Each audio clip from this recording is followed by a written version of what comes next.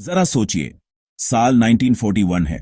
एक भारतीय नेता, जिसे अंग्रेज सबसे खतरनाक कैदी मानते हैं, कोलकाता के अपने ही घर में नजरबंद है। चारों ओर अंग्रेज पुलिस तैनात है, बाहर निकलना असंभव। लेकिन उसी रात वो नेता अंग्रेजों की आंखों में धूल झोंक कर गायब हो जाता है। ये नेता थे नेताजी सुभाष चंद्र बोस। नेताजी उस समय अपने एल्गिन रोड वाले घर में कड़ी निगरानी में थे। अंग्रेज दिन रात उनके हर कदम पर नजर रख रहे थे, पर बोस जानते थे अगर बाहर न निकले तो आजादी की लड़ाई अधूरी रह जाएगी।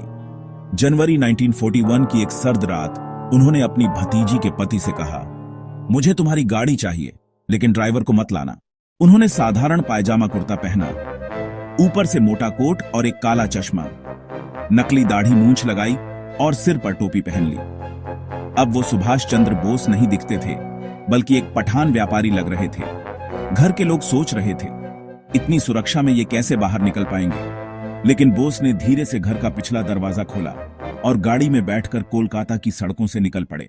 अंग्रेजों को भनक तक नहीं लगी। बोस ने कई दिन तक अलग अलग जगहों में शरण ली, पहले बिहार, फिर पेशावर और फिर अफगानिस्तान, और आखिरकार वो जर्मनी और जापान पहुंचे, जहां उन्होंने आजाद हिंद फौज की नींव रखी। सोचिए, अगर उस रात नेताजी ये कदम न उठाते तो शायद आजाद हिंद फौज कभी नहीं बनती।